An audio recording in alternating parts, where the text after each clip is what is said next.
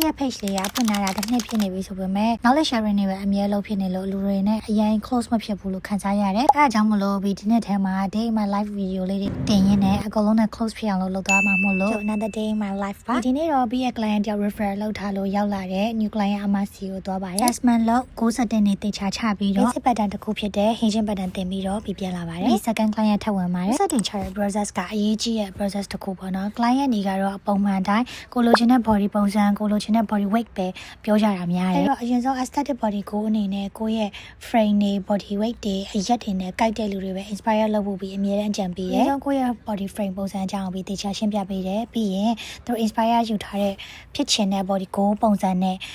ဖြစ်နိုင်လားမဖြစ်နိုင်လားကိုက်ညီလားမညီလားပြောပြရပေါ့နော်အလားပါတစ်ခုတည်းအတွက်မဟုတ်ဘဲနဲ့ကိုယ့်ရဲ့ခန္ဓာကိုယ်ကြမ်းမာလာဖို့ကြမ်းခံလိုက်ဖို့တခြားဘက်ဆောင်အကုန်လုံးတက်လာဖို့ကလည်းအရေးပါကြောင်းပြီးပြောပြဖြစ်တယ်ပေါ့နော်ဒီနေ့ client တွေအကုန်လုံးလည်းပြပေးသွားပြီဆိုတော့ training အနေနဲ့ဘာမှကောင်းလေးတစ်ခုဝင်ဖြစ်တယ်အောက်မှာကောင်းကဘာတွေဆော့လဲကတော့နောက်ထပ် video တစ်ပုတ်လာပါမယ်နောက်တစ်ခုက client က weight ချရမှာလားအစီချရမှာလားမသိရပြဿနာပေါ့နော်ကိုအသက်နဲ့အရက်နဲ့ပုံမူတည်ပြီးတော့ကိုက်ညီတဲ့ခန္ဓာကိုယ်၄ချိန်ရှိရဲဆိုလို့ရှိရင်စီကောက်တွေကကျတော့အစီပဲချရမှာဖြစ်ပြီး weight ထပ်ချကြမလို့ပေါ့နော်ဒါပေမဲ့ client တွေက weight တွေကျသွားတော့မှရှိနေတဲ့အစီတွေပျော်တွဲနေတဲ့အသားတွေကျစ်သွားမယ်လို့ထင်ကြတာပေါ့နော်ကို trainer ကယောက်ျားလေးပဲဖြစ်ဖြစ် main ကလေးပဲဖြစ်ဖြစ်ကိုလိုချင်တဲ့ body ကိုပုံစံကိုမရှက်မကြောက်ပဲနဲ့တေချာဆွေးနွေးတိုင်းမှာ